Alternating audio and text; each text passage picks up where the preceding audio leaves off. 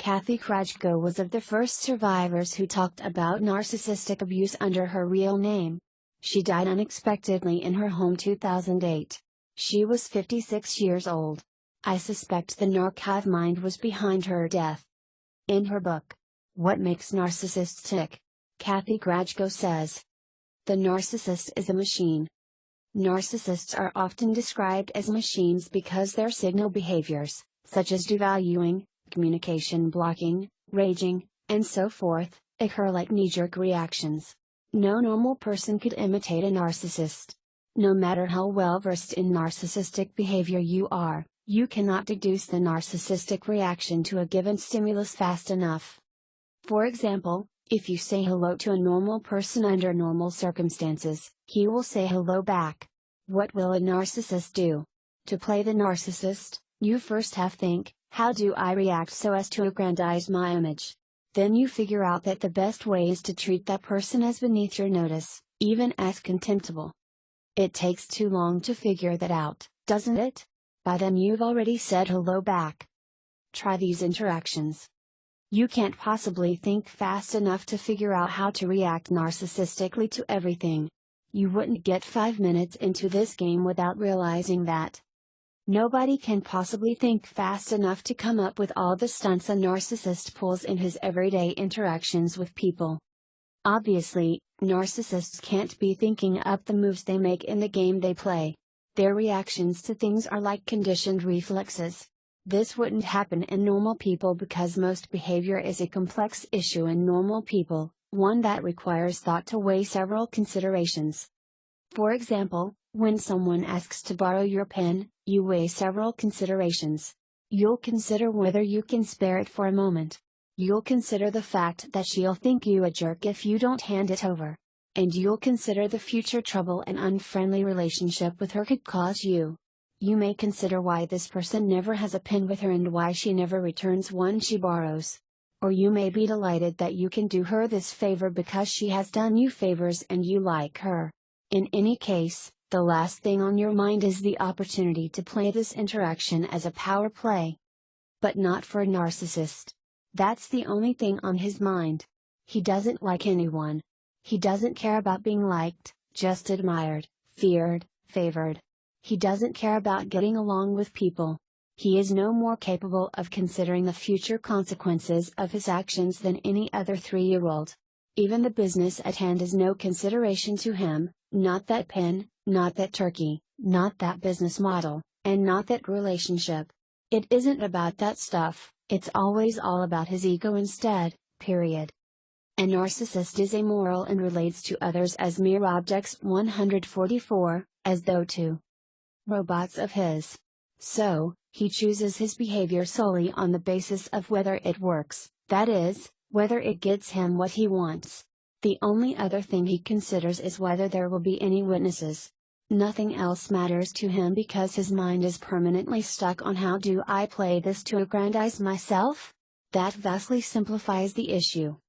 Over time, from the age of 6 or 7 on, he learns by trial and error what works equals what kills his pain and makes him feel good for a while.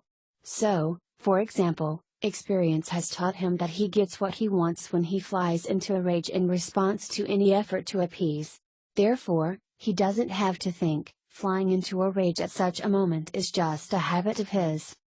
Here is an interesting article that speaks to that, entitled Conceptual Clarity. The difference between moral and strategic behavior in understanding the perpetrator of domestic violence, a 4-page PDF document, by David J. H. Garvin, the Program Director of Alternatives to Domestic Aggression, a program of Catholic Relief Services in Michigan. It isn't about NPD per se, but the points he makes apply to abusers suffering from narcissistic personality disorder.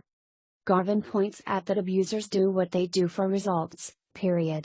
They disregard the morality of what they do.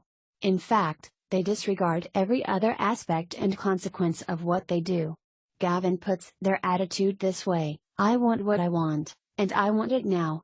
The epitome of childishness, eh? No other consideration is worthy of weight in their choices.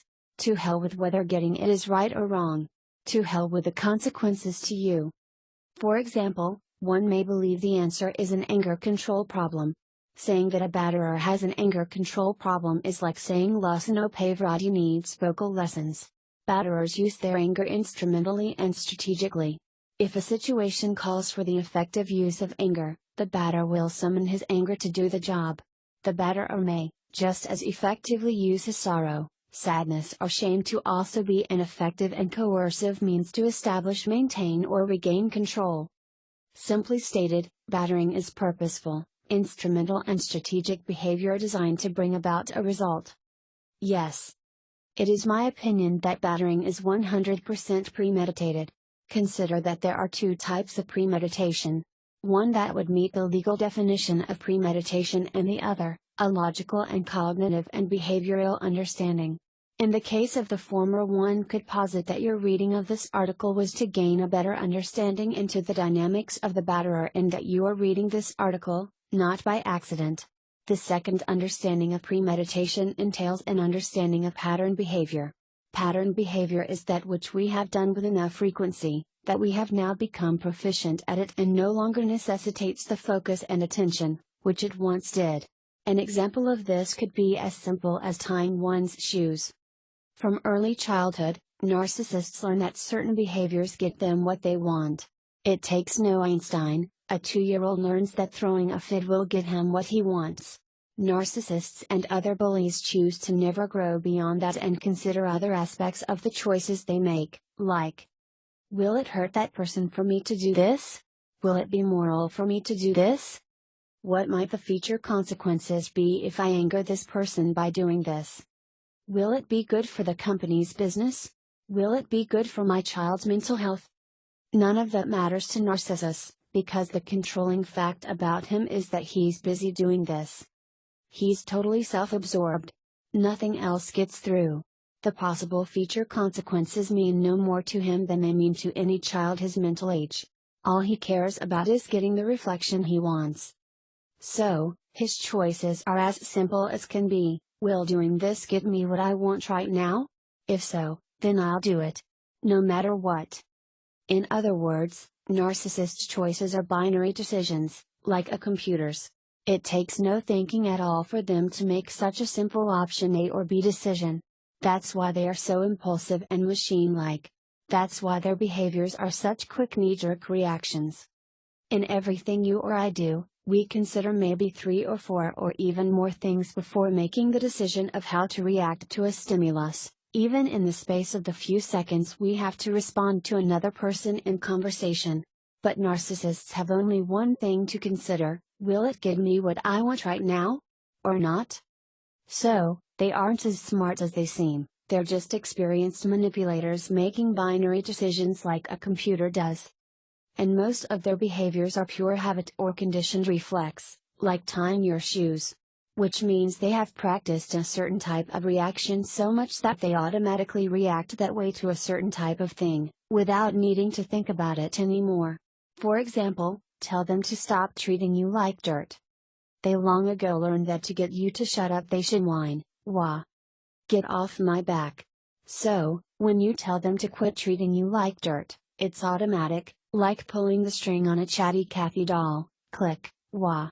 Get off my back. Every single time.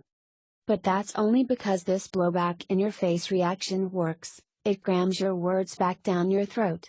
So, it has become a habit for the narcissist to do that, like tying his shoes.